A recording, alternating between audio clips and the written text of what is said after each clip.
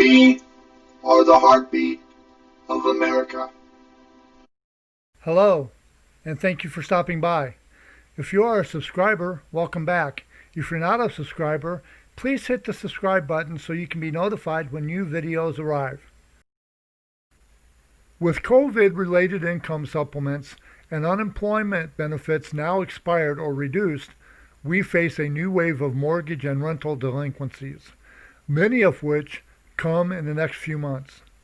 According to the Mortgage Bankers Association, as of June 30th, mortgage delinquencies in the U.S. had reached 8.2%, the highest since 2011, and almost doubled the 4.5% of a year earlier.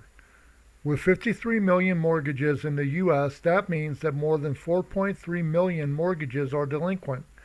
Add to that the fact that per Black Knight Mortgage Analytics, almost 5 million homes have been in forbearance. With that, I estimate that at least 1 million to 2 million more of these loans will fall delinquent before the end of this year. As for renters, the U.S. Census Bureau reports that of July, 18% were delinquent in their rent payments. That compares with less than 7% of prior years.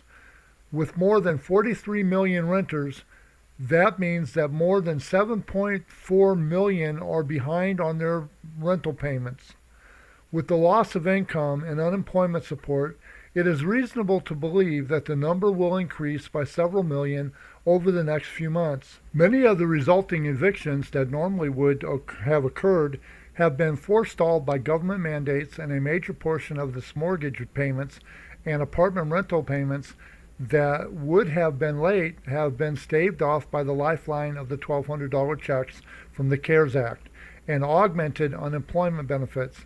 This assistance has now expired. A new wave of delinquency is before us, and millions of more Americans could go delinquent in the months immediately ahead. When people go delinquent on their mortgage or rent because of the COVID-based job loss or income reductions, their lives often become a proverbial hell. Many resort to bankruptcy as a refuge. But that is just the start of what is the chain of impairment. For renters, their landlords are then hurt because they have missed their rental payments, and so, in turn, go into default on the loans that they took out to buy the rental property. Something felt especially by the small landlord, who has little clout with their lenders.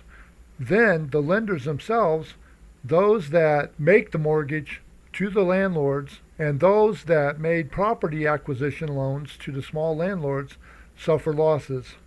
This all comes because the individuals who make the first link in that chain can't pay, often just temporarily. All can be protected, at least over the near term, by continued government support such as the proposed in the HEROES Act. The HEROES Act is now being debated in Congress. With that, individuals would be able to pay their rent and mortgages, and thus small landlords would be able to pay their loans, and the community lenders would avoid major losses. Additional congressional support would give those Americans the lifeline of time. In economics, time is the most important commodity other than money itself.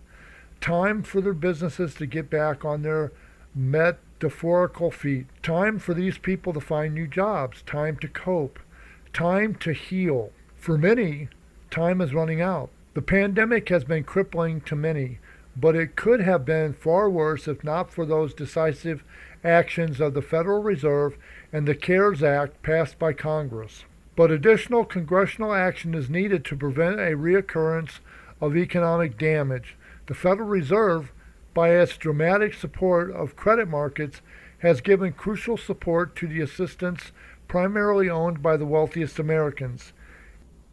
America needs the lifeline of time. If you have anything to add to this video, please put it in the comments below. If you want to give me a thumbs up and a like, I would appreciate that very much. To all my subscribers, again, thank you for stopping by. If you want to subscribe, hit the subscribe button so you can get notifications when new videos come up. I'm going to leave you on this note. Let's make tomorrow better than yesterday by doing the very best we can today. Have a good morning, America, and all points beyond.